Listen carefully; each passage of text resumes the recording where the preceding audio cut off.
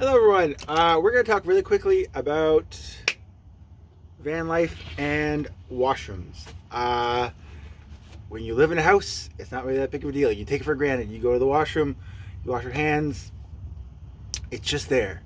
But we're going to dive in to my number one solution to number two. So stay tuned.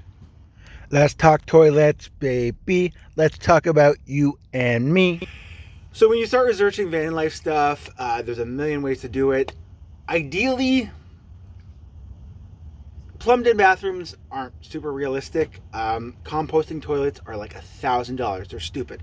If you can afford it and your rig works without it and you have the room, by all means.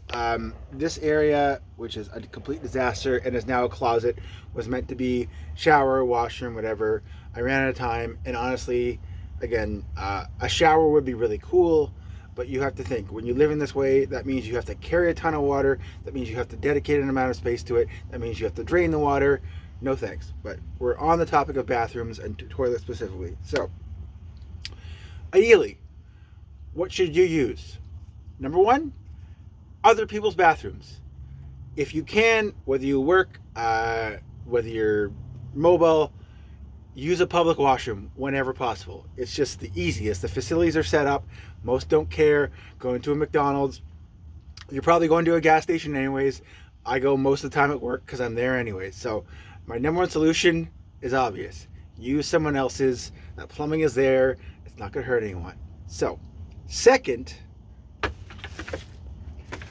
this is, for me, the best solution. I say this as a dude. I know women differently. Men have the ability to just go anywhere. Women, it can be a lot more difficult.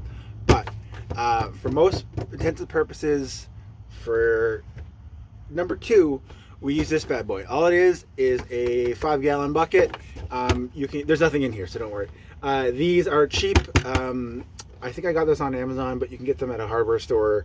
It's just it snaps on. There's types that just snap onto the 5-gallon lid, and it's good enough height, and I can tuck this away. It's lined with a plastic bag. I get these at the dollar store.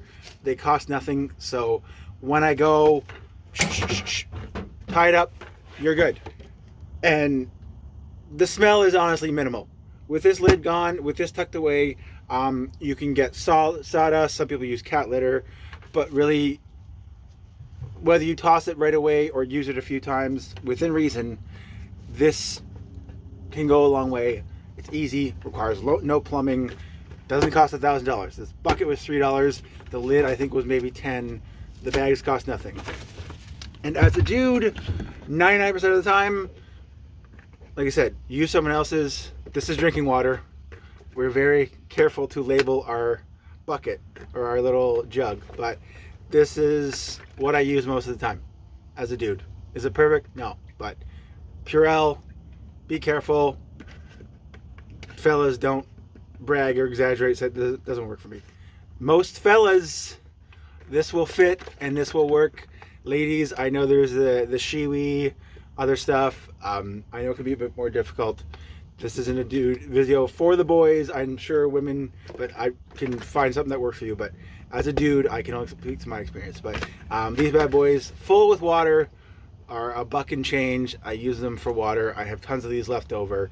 I refill most of them. Again, very clearly labeled. We do not want to cross-contaminate or reuse anything the wrong way. But this will go for a long time. Empty it at a safe place. I'm not saying put it in rivers and streams, but with the quantity that you're putting out, this isn't toxic waste. So, you could enter it down a storm drain or some grass or into a proper toilet if you have access to one down the line. But anyways, just wanted a quick little thing. You don't need a $1,000 composting toilet. You don't need a fancy system. You need something that costs $15, $1. So I hope this helps, and yeah, stay safe out there.